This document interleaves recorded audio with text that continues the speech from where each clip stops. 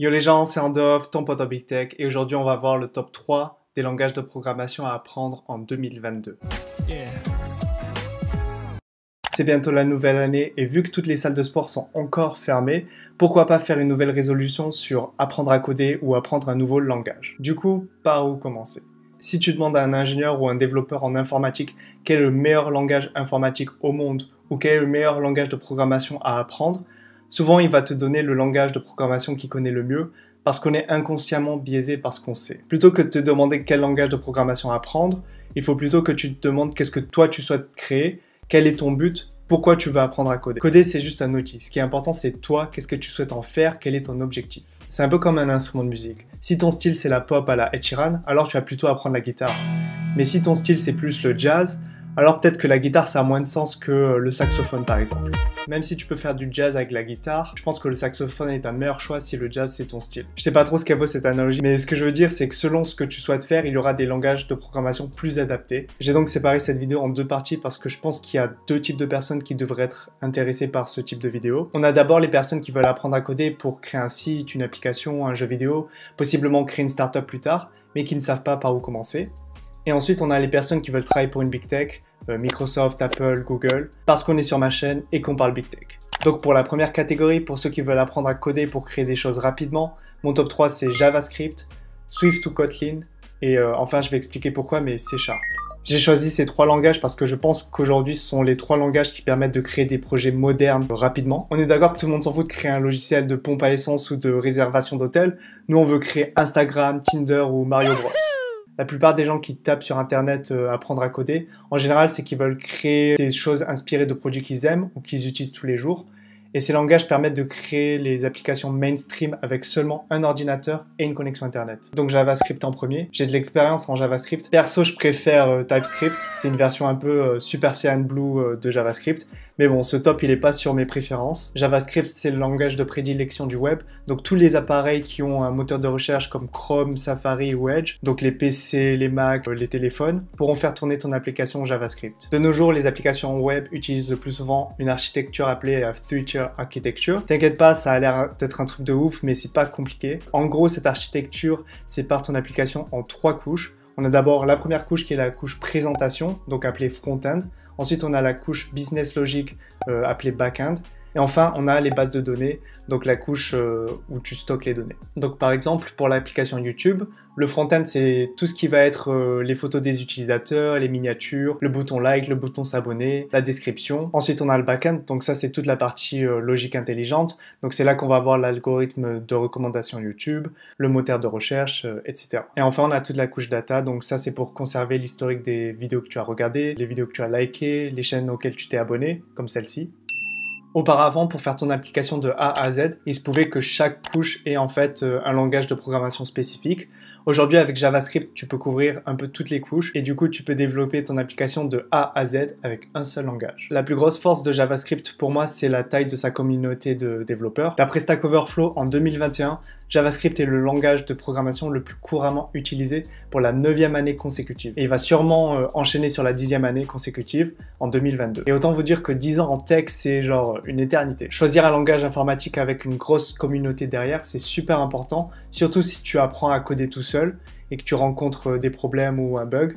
Tu peux taper sur Google le problème et tu trouveras probablement la réponse car il y aura sûrement quelqu'un qui aura eu le même problème que toi. L'air de rien, la communauté, c'est probablement une des choses les plus importantes à prendre en compte si tu commences la programmation tout seul. En plus, JavaScript profite pas mal de frameworks et de librairies populaires.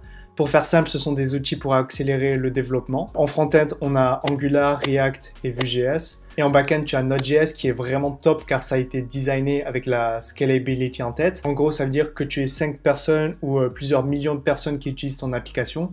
Tu auras simplement quelques changements minimes à faire sur ton code. Bref, JS en top 1 pour créer des projets web. Ensuite, en 2, j'ai mis Swift et Kotlin.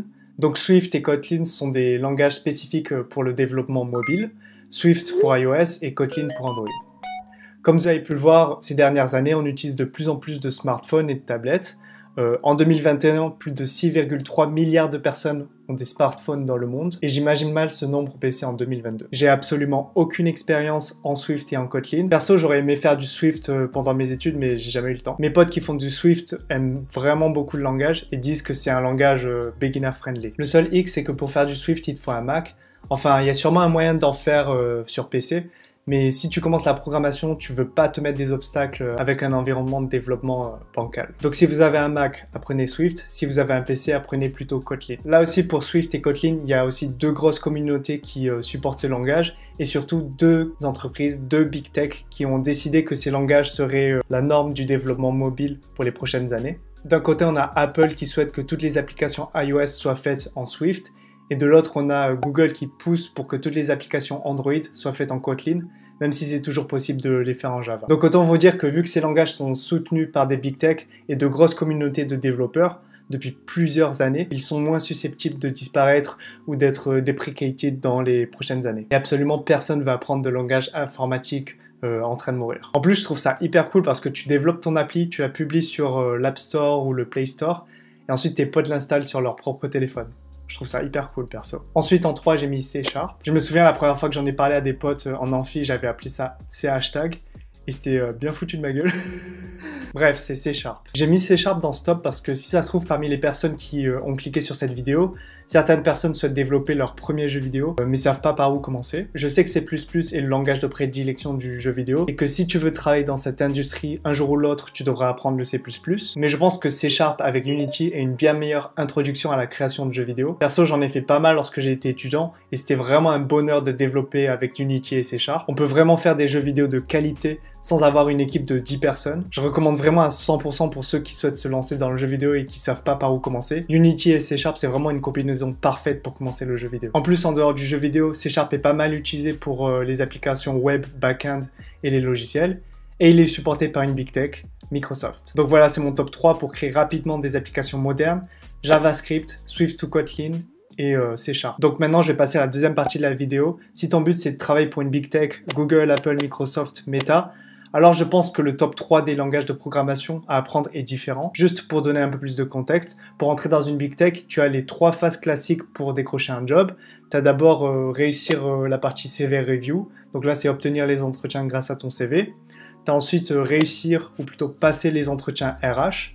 Et enfin, tu as réussir tous les entretiens techniques. Et c'est sur ce dernier point qu'apprendre un langage adapté peut t'aider à te rendre le processus plus facile. Dans ces entretiens techniques, on va évaluer tes compétences en problem solving, data structure et algorithme. Si tu veux voir le type de questions, tu peux checker des sites comme LeetCode ou HackerRank. Faut vraiment que je fasse une vidéo sur les entretiens techniques. En gros, les big tech vont te tester sur des problèmes mathématiques, algorithmiques, etc. Et elles vont te proposer de choisir un langage parmi une liste d'une dizaine de langages, voire même plus. Parce que de toute façon, tu vas être évalué par un ingénieur big tech et il est censé savoir un peu ce que tu fais. Donc même s'il n'a jamais utilisé le langage de programmation que tu as choisi, il est censé savoir ce que tu fais et te poser les bonnes questions pour optimiser le plus possible en vitesse et en mémoire ton algorithme. Précédemment, j'ai dit que coder était un outil et que selon ce que tu souhaitais faire, il y avait un langage à choisir en fonction. Là, c'est pareil, il y a des langages de programmation plus adaptés pour réussir à passer ces entretiens techniques. Même si de base, ces langages informatiques ont bien sûr d'autres réelles applications, il se trouve qu'ils sont aussi pas mal adaptés pour les entretiens techniques des big tech. Je ne vais pas commencer à reverse une linked list en COBOL, ça n'a aucun sens. Enfin, peut-être que ça a du sens, j'ai jamais fait de COBOL. Donc mon top 3 pour les entretiens techniques pour les big tech, c'est Python, Java et C++. Donc pourquoi Python en premier ? Le but de ces interviews, c'est de présenter un algorithme optimisé qui résout le problème qui t'est posé. Et c'est pourquoi Python est un excellent choix. Car en Python, la syntaxe est simpliste, pas de type, pas de gestion de mémoire, etc. Donc t'as pas à te soucier des points-virgules, accolades, etc. Tu peux vraiment simplement te concentrer sur résoudre le problème algorithmiquement.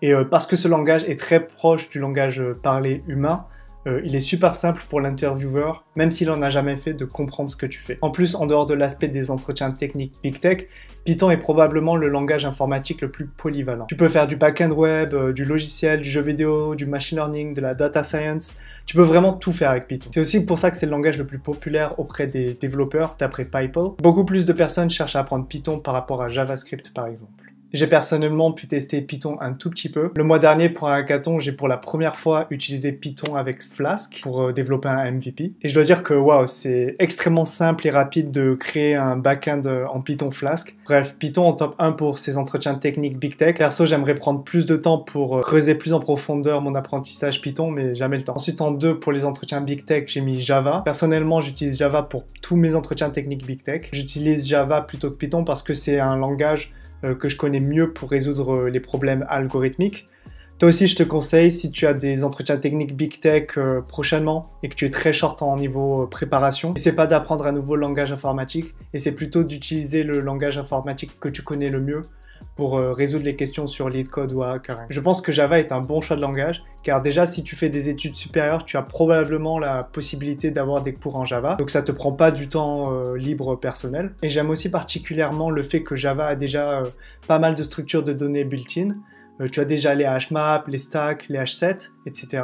Et ces structures de données vont pas mal t'aider à résoudre justement ces problèmes algorithmiques. Enfin, le plus important, il y a pas mal de ressources et de discussions en Java pour ces entretiens techniques, ce qui est vraiment un gros plus. La plupart des questions sur LeetCode ou HackerRank ont souvent des réponses soit en Python, soit en Java. Donc c'est vraiment pas un mauvais choix de langage. Enfin, en dehors des entretiens techniques Big Tech, Java est aussi un des langages de programmation le plus utilisé au monde. Il est très utilisé pour les logiciels ou les services back-end. Enfin, en 3, j'ai mis C++.